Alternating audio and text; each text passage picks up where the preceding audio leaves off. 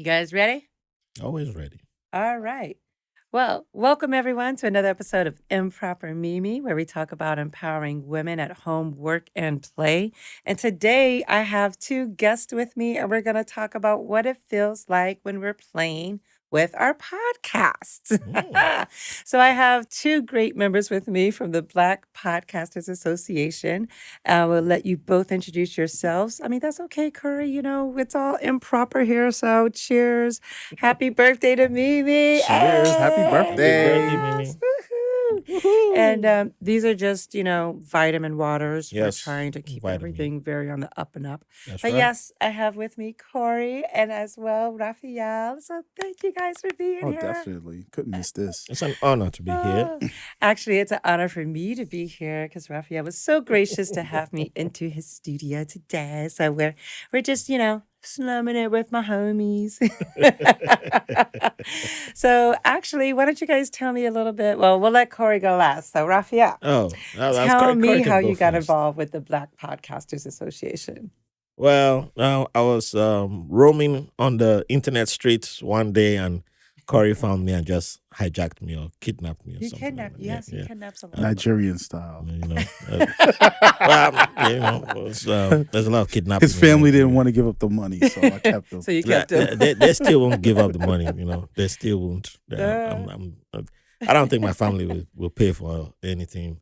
I mean, somebody will collect money in my family, and that person won't be heard from anymore. So I'll go marry a new wife or something. Their sweetheart. Yes. But yeah, I was the Black Podcasters Association is one of the best things to happen to me. I was technically done with Facebook groups, and I don't know. I think that day I was just roaming around the Facebook streets, and I don't usually take recommendations seriously on Facebook. And I saw Black Podcasters Association, and I was like, is this a good thing? Is this a bad thing? I don't know. Because all the Facebook groups I've seen for podcasters are, what's your put your podcast here and I'll give you 5 stars. You do that and then it's just spam. You just keep getting. So I was like, man. So what was different about Black Podcasters Association? I said, well, let me try it. I Yeah. tried for 24 hours and see, what's the We'll worst give 'em a that chance. will happen? I'll bounce out immediately. Yeah.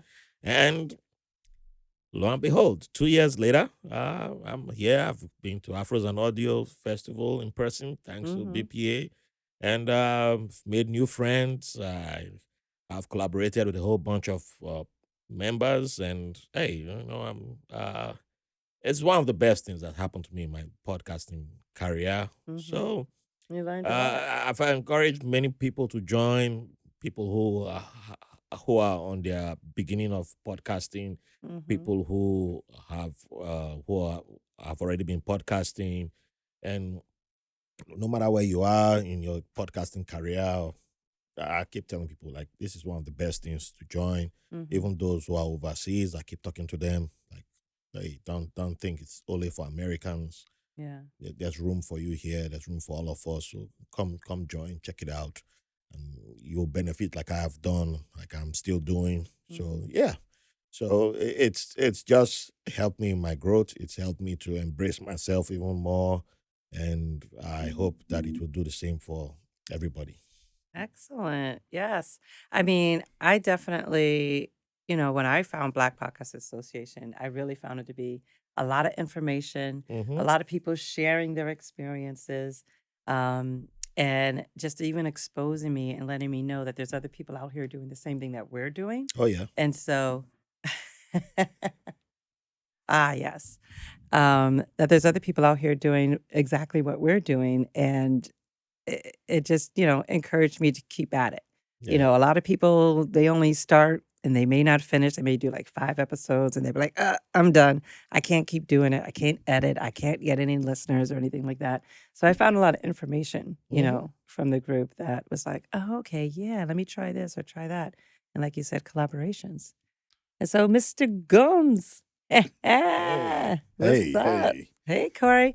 So yes, sir. Tell me. I'm Corey Gumbs. I'm the founder of the Black Podcasters The Association. founder. The founder. And truthfully, I wouldn't be here we wouldn't be where we're at without like the work that Mimi has done behind the scenes, even with the stuff that Raphael has done. So I gotta give you guys your flowers because you guys make the community. It wouldn't be a community without y'all. It would just be me talking to myself. So Yeah. funny story though. I almost didn't admit Raphael into the group because Two I saw first this thing that names? said white Suspicious. label American, and I was like, and it was around that time, like Trump stuff going on, and I was just like, and he didn't have a profile photo, so I was like, what is this? Mm-hmm. And I was like, let me ask him who this is, because I was like, this. Did you give him the black card test? Yes, basically. But I'm the founder of the Black Podcasters Association, which started as a Facebook group, and Mimi and Raphael and a bunch of other people joined, and you guys helped shape the community, and then we decided to go private, and it's just been fun ever since. And we're working on some things before I got here, so.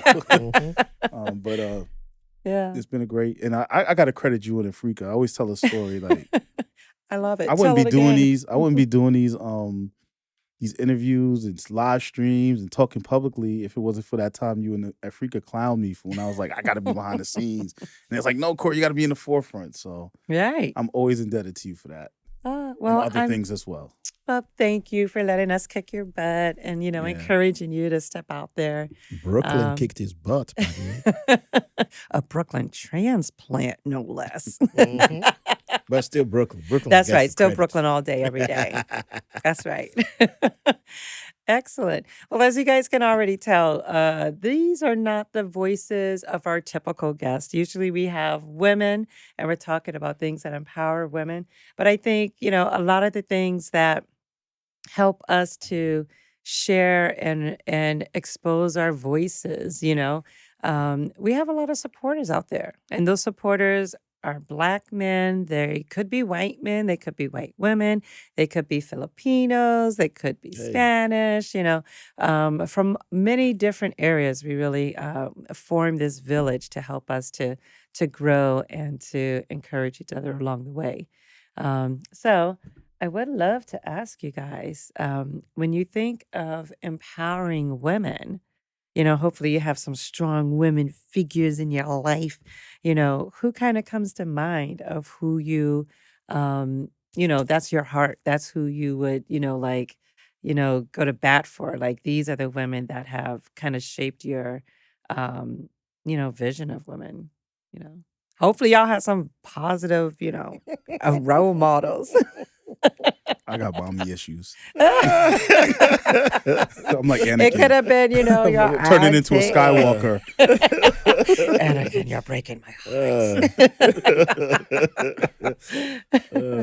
heart. For me, listen, it's too many to name. I mean, my mom was a single mom for most of my life, so she taught me and my sisters to be independent, and she was going to school, working, and so we had, being the oldest, I had to cover a lot of the weight. But I had my older cousins. I have some of my best friends are women, so I get a lot of different perspectives from them. So I mean, it's just a lot of women have come in and out of my life that have played big roles. My grandmother was very strong and independent.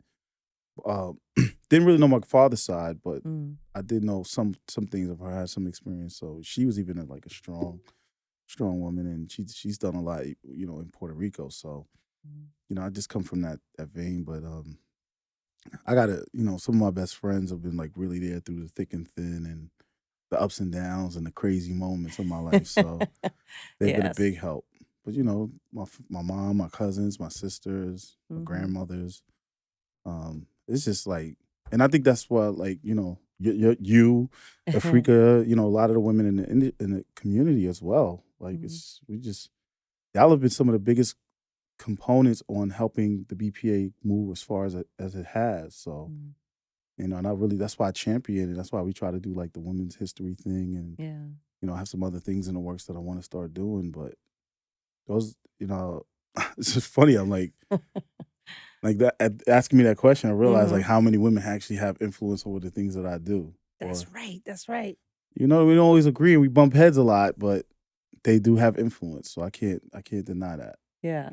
And a lot of times, there's nothing wrong with bumping heads. It's, Yeah. hopefully it's out of love or out of hoping to see someone grow, that you can, either chastise them or clown Oh, them in definitely. a loving It way, definitely is in my part, because the stuff that I Yeah. put some of these people through, the fact that they still around, it has to be love. It's like, damn it, I really want to see you do better, but I'd give you one more chance before that's it.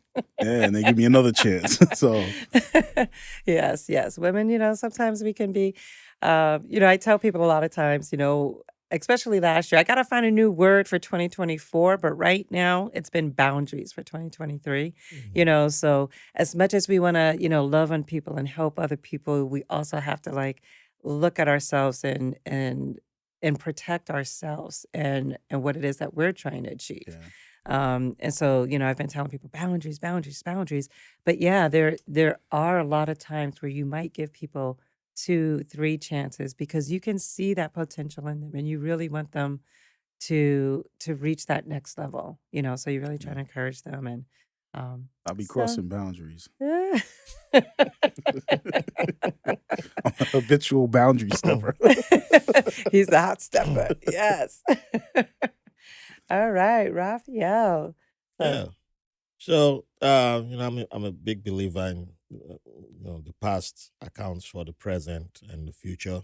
Mm-hmm. And, you know, um, my mom is in a complicated space when it comes to me because she's a big hero to my people, um, my tribe back home in Nigeria. And, um, as a kid, she was a hero, but as an adult, it's different. For Yes. some reasons that I won't go into right now. But I'm still proud of a lot of things that she did for our people, even though she will never benefit from it. She will never reap the rewards due to Mm, how the system works, just how we are, which mhm, is unfortunate. If she was a man, it would be different. So it's one of the things that shaped me in my life, and it's something that I've learned from. But when it comes to figures that inspired me, even without, like we were talking about before we began recording, a lot of things happened that I wasn't of the maturity to really understand or mm, appreciate when it was happening back then. So I think, like the person who I even give the title of father figure in my life is still my late aunt, and I wish she were alive in this time mm, because there are conversations that I would have with her today mhm. because things are a lot different now. She's the strongest person that I've known in my life, like among men and women. Physical strength, she's the strongest. And there's a stereotype that I now understand why it exists about women from my village back home in my part of Nigeria. It's claimed that our women like to fight, Mm, like physical fight, and it's the way of tagging them as stubborn mhm. and tough, but the fighting is also used as like, oh, you don't want to marry a woman from here, that if you marry her, this is the trouble that she Yeah. comes with, this is the baggage that she comes with. Mhm, But saying, anytime I think of my late aunt and recalling the struggles that she went through, she never got formal education, but mm, she made sure her kids got educated. She was the first wife of her husband, her late husband now late husband, and mhm. she never had. It took a while for her to have kids, Yeah. and the pressure of not having kids, it's always the woman's fault. So Mhm. they went and got a second wife for the husband, Yeah. who started having children. Yeah. And Goodness. of course, that's woman starts getting all the favorable treatment and all that. Mhm. And she went about her business, and her children eventually came, 2 kids, my 2 cousins, and Nice.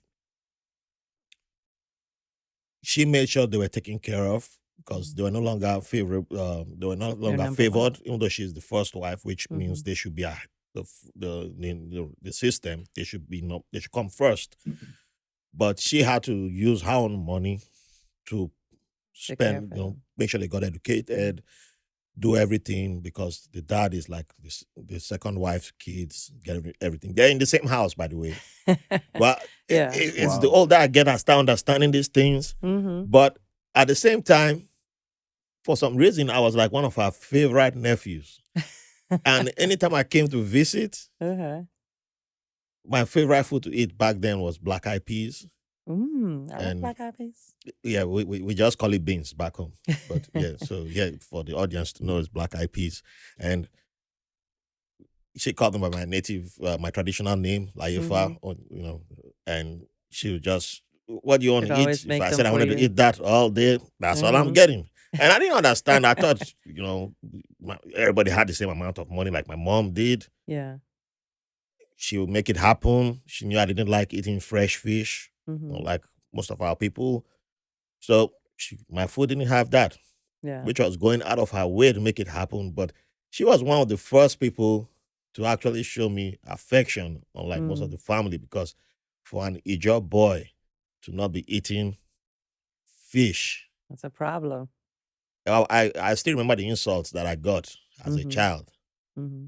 because people were making fun of me and saying I'm not a real Ijaw. Mm-hmm. So, and there's a reason for them calling me not real. And it hurt a lot back then, but she was one of the people to shield me from that. Nice. And I still didn't get it back then, because you still want to be tough and, I can do it myself. But she always shielded me. She And gave with you a time, safe place to be yourself. I will see that even an uncle who had some mental health issues, there's a reason why he always went to her. Like if he was acting up, acting out, and she showed up, he calmed down. Because she wasn't like yelling at him. She'd be like, what would you like to talk about? Yeah.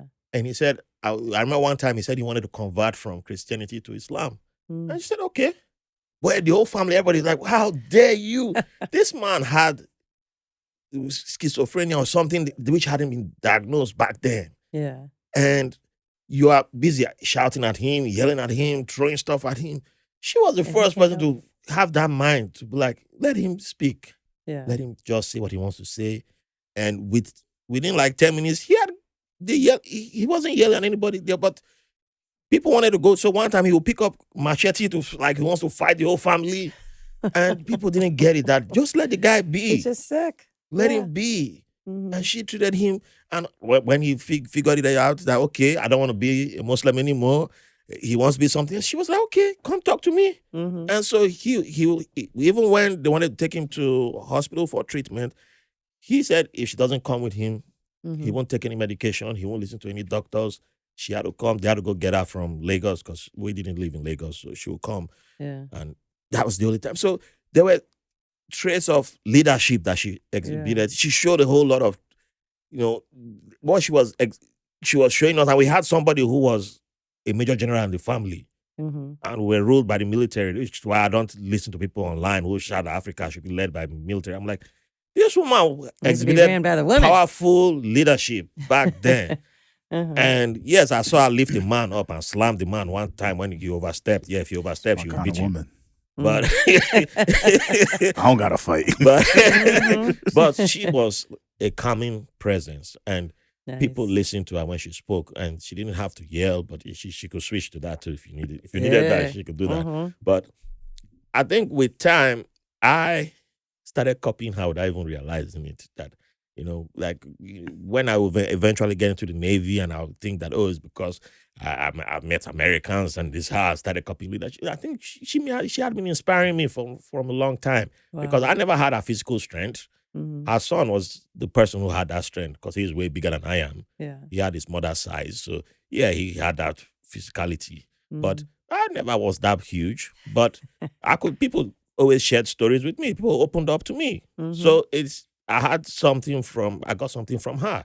Yeah. And when I always sat down with her and I spoke with her, there were times when she would be like, okay, Layefa, but maybe you should have done this instead of that. But she never was like, you're stupid, you're mad. But she got that from you to be person. Who you are. Yeah. She let you be your own person. So It pains me that she Mm. passed away before I left Nigeria, and it's a circumstance of our unfortunate situation of poor healthcare. Mm. If we had the rights, if she shouldn't have died when Right. she did, Yeah. and there was just poor treatment, and I wish I was at the. I wish she was alive to at least. I would have brought her to America. She was one Yeah. person I would have moved mountains to bring. So, um, if I'm gonna put somebody at number one, that's the woman I'll put at number one. Mhm. Um, my Navy mama, somebody who I will always cherish. I didn't understand what that woman was doing for me in the Navy, and I was I had to fight with a black woman being my boss. I just had to challenge you all the time.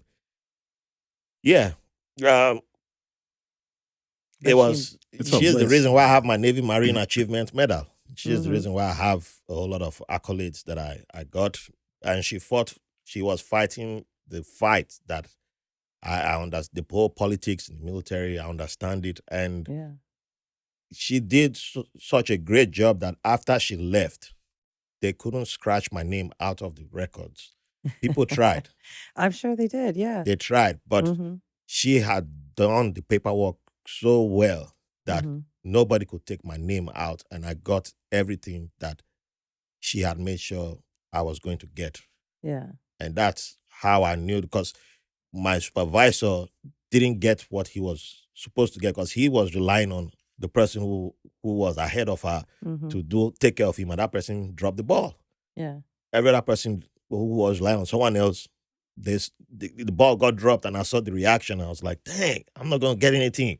Now I'm Mhm. seeing other people losing out, and I'm like, who's going to take care of me now? And when my name was announced, when they called me like, hey, Mhm. get ready, award ceremony, you're Yeah. getting an award. I'm like, what? This command where they hate people like me? Yeah. So, And it's those type of situations where even behind the scenes, you mhm. may not know, or you may not know who's in your corner and who's rooting for you. But she pretty much seems like she laid that groundwork for you to be able to get that award. Oh, yeah. And your aunt was a woman who was able to embrace and allow, you and your uncle and other people in the family and probably the neighborhood and the community Oh, itself everybody in the to community. to feel comfortable with her because she had their back as well. As we get ready to wrap up, I mean, I love that question because it really tells us a lot about, the importance that Black women play in our families and in the shaping of us and in our lives. Hmm. I think often, it's my birthday, so of course, congratulations to my mom for birthing me because it's also Hey. her birthing day. But my grandmother, my maternal grandmother is a woman that, I mean, that's my heart. She had 8 kids and, God knows how many grandchildren and great grandchildren. I shouldn't know this, but I mean, I know I'm one of her favorite older granddaughters, There you go. That's all that Um, matters. That's all that that's counts. all that matters, That's for right. Crane Mother, right?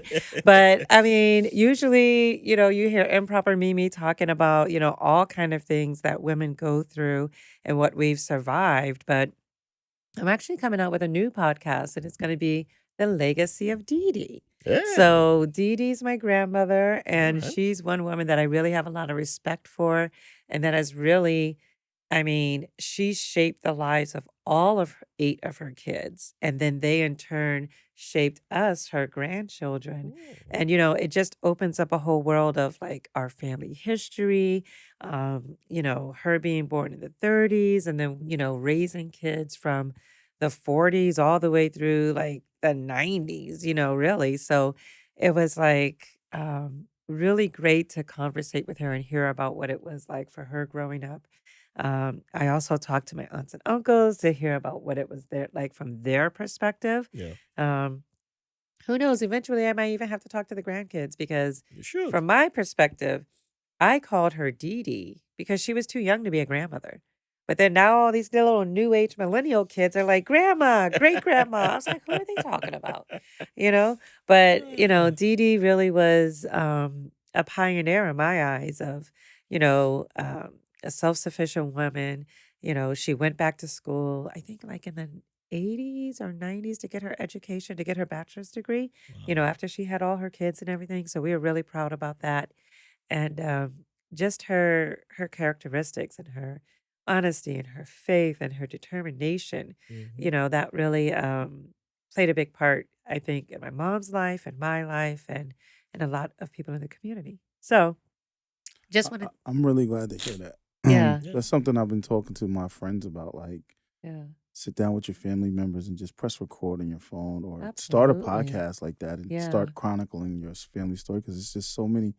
As we're getting older, hmm, especially that whole early 1900s, mid 1900s Mhm. right, era is, my mom's 70 something years old, so it's like it's yeah, disappearing, uh-huh, and they have so many different perspectives from a completely different world than we do yeah, that we should actually just document and record and to tell these stories, yeah. and it's important for us to keep the legacies going. And I it's so agree on that. important because I think a lot of times in the Black communities, we keep secrets. Yep. Sometimes the They're wrong ones. right, exactly. Sometimes the wrong ones. I mean, sometimes families keep secrets until someone dies, and then they'll be like, "Oh, well, this happened to her." I'm like, "Oh, really? Yep. If you had told me, then maybe I would have avoided that, or maybe we could have made sure that our family, Hmm. were justified for the wrongs that were done to them."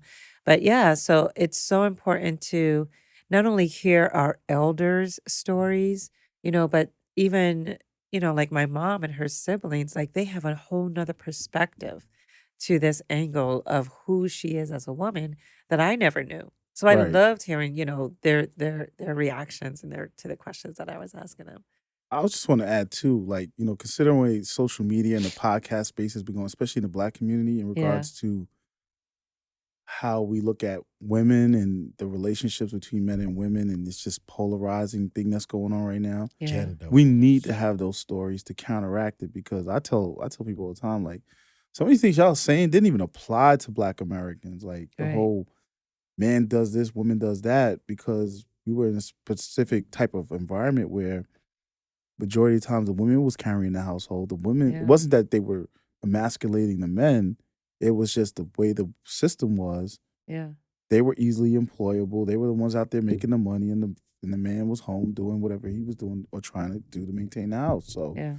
we have like this weird dynamic, and now the internet's coming in and just completely like One size fits all. adding this other thing. So we need those stories of the older generation and the things they went Yeah. through and how they raised their families and the struggles and the joys and accomplishments and all that stuff. So Mhm. especially from the Black woman's side, because we rarely hear those stories, and then we hear, like, no knock on them, but like the stories like Angela Davis, right? Yeah. We hear those stories, but we don't hear the stories of, or we get movies like Fences that kind of shows you part of it, but it's always it's like from this weird point of view instead of Yeah. showing like, With all the tropes and yeah, everything, I've had, men tell me, "Oh, you're such a strong Black woman." And I look at them and I have an attitude because I'm like, well, it's not by choice. It's not because I wanted to, it's like these are the situations I found myself in and I've had to react. And by any means necessary, I'm going to do what I have to do to take care of my family. yeah. But no, I'm not going to iron your shirt for you because, I do everything else. So funny because my mom raised me that way. So Mhm. when I had girlfriends and stuff that would try to do that stuff, I'd be like, nah, I wash my own clothes. I cook my own Mhm. food. Mhm. And even one of my ex-girlfriends, she used to be like, Corey, what's your problem? Like, you don't let nobody do something. I said, why am I going to let you do something I've been doing since I was 9 years old? Like, Yeah. do something nice for, like, something that I would really like. I could wash. It's not that hard to wash clothes. It's not that hard to iron my shirts. It's not Ooh. that hard to cook a dinner, Yeah. And the way I am, like, I'm glad I'm cooking my own dinner because some people be like, I'll be You like, don't know what they're man, doing with the food. like, what is this? You putting raisins in the Yeah. macaroni? Like, what? No. I mean, Yes. I'm all Shoot. down for experimenting and all that, but Uh-huh. yeah, I mean, I remember. Uh, I don't think I was raised like intentionally to be the independent guy Mm. because it was obviously you're a man, a woman has to come take care of you, blah blah blah. But it just worked out that it, I was I was put on the independent path. I think certain cracks happened in life, and I ended up on the independent side of things. And when I would run into a woman who, because I love women, good looking, and I start chatting up, and the next thing is like, oh, I got to come to your house and wash your clothes, and I'm like, that's not why I'm here talking to you. Right. I'm fine washing. I used to wash clothes for all the. I was the last kid. I was the youngest kid in the house, so all the women throw their clothes at me. I was washing clothes, and then I'll go out and I hear talk about, if a man washes a woman's underwear, the man is weak. They had that before the internet existed in Nigeria, and I was a kid growing up, and I was like, so what happens to all the boys like me who are the youngest kids in the house who have to wash everything and stuff, right? And your oldest just throws all the clothes to you, and I'm like, there's underwear in here, so you can't wash your underwear. Pow, you get a knock on your head. I'm like, okay, well, that's the last time I asked that question. So I washed all that. And so when a woman was like offering, I want to come wash all your clothes, I'm like, no, let me first, before you qualify to touch my clothes, I already have this way of washing my clothes. Let me first get to know you before, you have to hit a certain criteria before, I don't even got time to wait. So no, I wasn't. I wasn't. That wasn't the criteria for me. That come cook for me. I mean, if you cook, I will eat the food. But I wasn't dying. I remember my chief, one of my chiefs when I was in the Middle East, back in the Navy, says to me one day, was like, because they called me by the last name, Harry. You need a good woman. But if that woman don't cook, man, she can't. If a woman don't cook, she can't be with me. And I was thinking, one of my best friends, she can't cook. Well, hold on, because my ex-wife used to cook. I would cook too, but she would cook. I ain't gonna lie. You got somebody who could help you carry that, and you could eat the food. Mm-hmm. Yeah, you got something good going on. I get it, but I remember when I started cooking, and because I was forced to learn how to cook as a boy. You would just play, and one day they call you, come in. Start slicing the onions, tomatoes, and I'm like, okay, can I go back to playing? Like, no, you don't understand. You're making dinner for the whole family. That's it. That's how I was told. You were the help. I was like, oh, you're the youngest. You the help. Now, if the food don't taste good, I'm getting a beating. So the food better taste good at the same time. So yeah. But with time, when I started being on my own, and I started realized that I like cooking for myself. Yeah. Before I now start cooking for others, it's not about a woman coming to cook for me. Like my wife can tell you right now that I some days before I cook, and my daughter will tell me some days that, hey, I want to eat this. She knows the food. She will tell me that she wants to eat that. And she knows the food. She will tell her mama that she wants to eat. That kid already figured it out. That's how she's my child. I can't even go to Maury anymore. But which was my plan before Maury retired.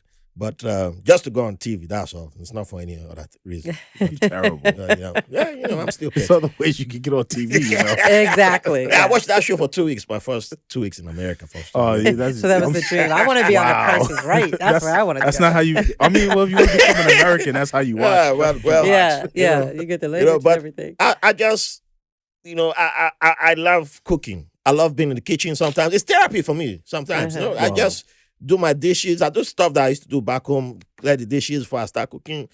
After I finish cooking, clear the dishes again. It's a weird system. I do it, but you're gonna start getting orders from your daughter and me then, because I don't like it, but I do it well. I just don't like cooking. Yeah, so but there's nothing wrong with that. Well, then you just need someone to clean up, because I don't mind cooking either, but I don't want to clean up.